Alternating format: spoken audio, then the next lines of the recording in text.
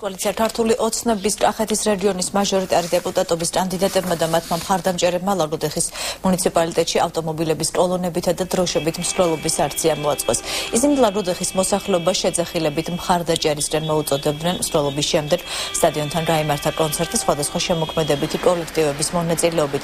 კონცერტის მიმდინარეობისას დეპუტატობის კანდიდატებმა მოსახლეობას სიტყვით მიმართეს და 1 ოქტომბრის არჩევნებზე მონაწილეობისკენ მოუწოდეს.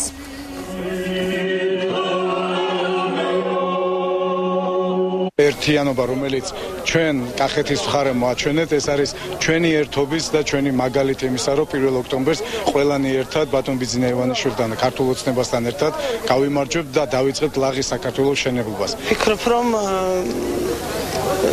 ჩვენ იმაზე გაცილებით უფრო დიდი წარმატება გვექნება, ვიდრე ამ კამპანიის დასაწყისში გეგმავდით.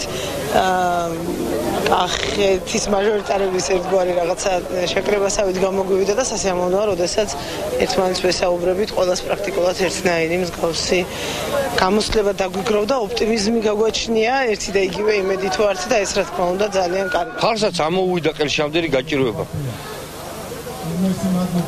რუსეთის ბაზარი დაკეტილი გვაქვს. ერთიღა დარჩა დამთავრებას, რომ აი აქ ტამოჟნაიევს დააწერონ ვახტა, ციხის ვახტა.